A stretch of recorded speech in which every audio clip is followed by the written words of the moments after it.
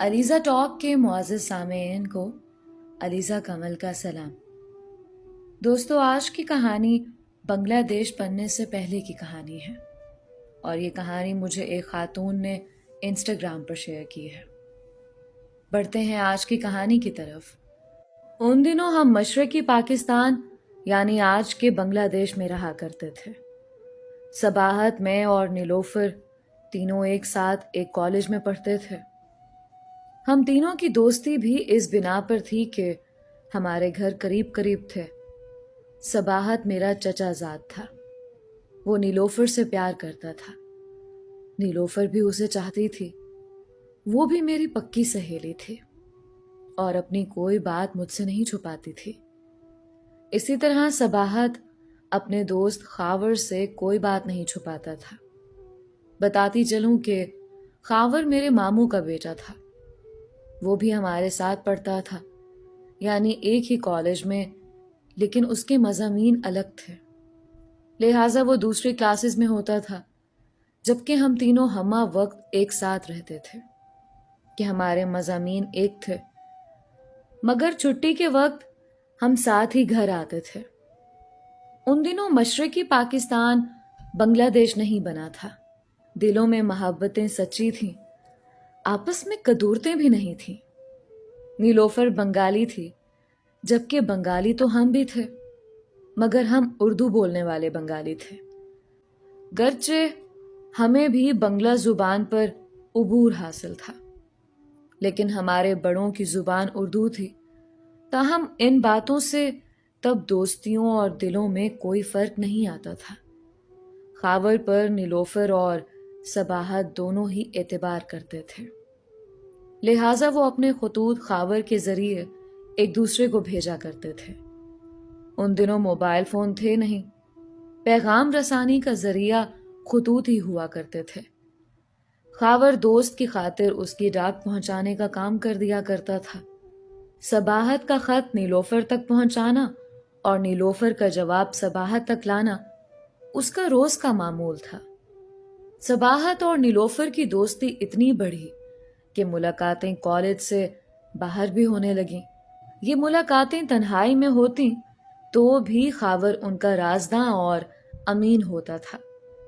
ہر ملاقات کے بعد نیلوفر مجھ سے اور صباحت خاور سے اپنے دلی جذبات بیان کرتا۔ وہ خوشی جو انہیں ایک دوسرے سے مل کر ہوتی تھی، جب تک وہ ہم دونوں سے اس کا اظہار نہ کر دیتے، ان کو سکون قلب حاصل نہ ہو پاتا تھا۔ صباحت تو ہر بات ہی اپنے دوست کو بتاتا تھا، گویا اس کی اپنی ذات خاور سے الگ نہ تھی، بلکہ وہ اس کی ذات کا ایک حصہ تھا۔ صباحت اور نیلوفر کی ملاقاتیں تنہائی میں رنگ لائیں، اور آخر انہوں نے وہ حدود پھلانگ لیں جو محبت کی پاکیزگی کو آلودہ کر دیتی ہیں۔ نکاح سے قبل ہی انہوں نے شادی کے تقدس کو پامال کر دیا۔ جب نیلو نے مجھے اور صباحت نے خاور کو یہ بات بتائی تو ہم دونوں ہی کو دکھ ہوا کہ اگر یہ دونوں چاہتے تو محبت کی عظمت کو برقرار رکھ سکتے تھے اور شادی ہونے تک ایک دوسرے سے دور رہتے تو اچھا ہوتا۔ خدا جن باتوں سے ناخوش ہوتا ہے ان سے اجتناب ضروری ہے، ورنہ آدمی کو نہ جانے بے خبری میں کیسی سزا ملے۔ خیر، ہمارا کام تو سمجھانا تھا، دوستوں کی دوستی کو گنوانا نہ تھا، لہٰذا میں اور خاور اپنی اپنی جگہ خاموش ہو رہے۔ نیلوفر اور صباحت کا یہ سلسلہ کافی دنوں تک چلتا رہا۔ وہ گناہ و ثواب کے تصور سے بے نیاز اپنی اندھی محبت کی دنیا میں گم تھے۔ ان کو اس بات کے سوا کسی بات کا ہوش نہ تھا کہ وہ ایک دوسرے سے محبت کرتے ہیں اور ایک دوسرے کے بنا نہیں رہ سکتے۔ آخر ایک دن میں نے نیلو سے کہہ دیا کہ تم لوگ جو کرو، مگر مجھے اپنی پرسنل باتیں مت بتایا کرو، مجھے اس سے دکھ ہوتا ہے۔ اسی طرح خاور نے بھی صباحت سے کہا کہ نیلوفر تمہاری محبت ہے، مگر میری نظروں میں وہ ایک بہن کی طرح ہے، اور کوئی بھی بھائی اپنی بہن کے بارے میں ऐसी बातें सुनना पसंद नहीं करता। ये बात सबाहत की समझ में आ गई और उसने फिर खावर से अपने इश्क का तस्करा करना छोड़ दिया। इत्तेफाक की बात कि उन्हीं दिनों जब मशरक़ी पाकिस्तान बांग्लादेश बना तो सबाहत ने मुझसे कहा कि वो नीलोफर का हाल मालूम करने दिनाजपुर जाना चाह रहा है। उन दिनों हम दिनाजपुर से ढाका आ चुके थे। मैंने उसको मना किया कि वहां जाना इन दिनों खतरे से खाली नहीं है। बेहतर है कि वो फिलहाल ढाका में ही रहे और दिनाजपुर ना जाए, क्योंकि वहां बंगालियों के जज्बात बड़े मुश्तइल हो रहे थे। जगह जगह सड़कें खून से रंगीन थीं। उसने मेरी बात ना मानी, बल्कि मुझे ये कहकर खामोश कर दिया कि हमने तो बंगला मीडियम से तालीम हासिल की है, मुझे बंगाली नहीं मारेंगे, मैं तो साफ बंगाली बोल सकता हूं। वो नीलोफर से मिलने रवाना हो गया। जूं ही वो दिनाजपुर रेलवे स्टेशन पर उतरा, उसकी मुलाकात उसके दोस्त अब्दुल शकूर से हो गई, जो मैट्रिक में उसके साथ हुआ करता था। उसने देखते ही खंजर से वार करके उसको वहीं ढेर कर दिया। सबाहत के मारे जाने पर नीलोफर बहुत दुखी हो गई। वो सोच भी ना सकती थी कि जिस महबूब से उसकी शादी की तैयारियां हो रही थी, वो यूं कज़ा के हाथों उससे हमेशा के लिए छिन जाएगा। अब बांग्लादेश में हमारा रहना दोभर हो रहा था। सबाहत की मौत से उसकी अम्मी बहुत गमज़दा रहती थी। एक रोज नीलोफर की वालिदा सबाहत की अम्मी और मेरी माँ के पास आई और मशवरा किया कि सब पाकिस्तान जा रहे हैं, कि यहाँ अब इज्जत की खैर है और ना जान की अमान है। आप लोगों का क्या ख्याल है?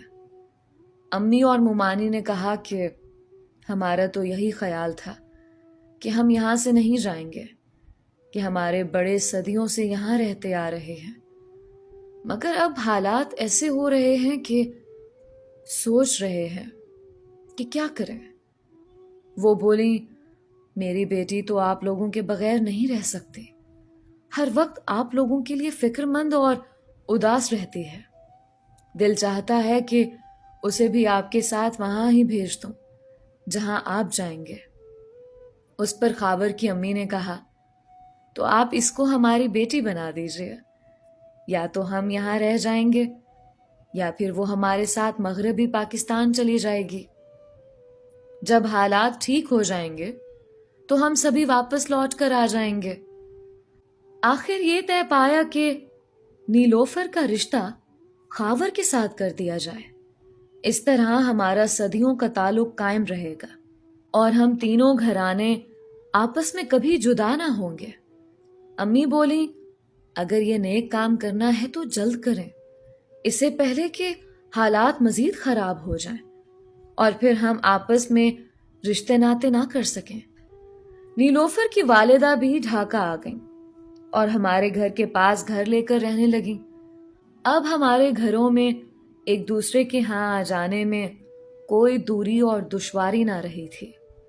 हमारे दर्द व गम और मसाइल मुश्तरका थे। एक रोज खावर की अम्मी ने उसे बताया कि बेटा, तुम्हारी शादी की बात मैंने तय कर दी है, लड़की बहुत अच्छी है, तुमको भी बेहद पसंद आएगी। खावर कुछ ना समझा और पूछता रहा कि मुझे बताएं तो सही, आखिर कौन सी लड़की है जो मैंने देखी हुई भी है और मुझे पसंद भी जरूर आएगी। उसकी अम्मा तो कुछ दिनों तक यूं ही मुस्कुरा मुस्कुरा कर पहेलियां बुझवाती रहीं। आखिर जब शादी की तारीख तय करने लगी तो बड़े एतमाद से बताया कि नीलोफर से मैंने तेरी शादी तय कर दी है। ये हमारे देखे भाले लोग हैं, शरीफ भी हैं और प्यार करने वाले भी। तुम भी तो नीलोफर की बहुत तारीफें करते थे और सबाहत के कत्ल हो जाने पर दुखी थे, तो अब इस दुख का यही मदावा है कि हम उसके जख्म का मरहम बन जाएं। मैंने तुम्हारी तारीफों को मद्देनजर रखते हुए नीलोफर की अम्मी से उसका रिश्ता मांग लिया है। मुमानी का ये कहना था कि خاور کے پیروں تلے سے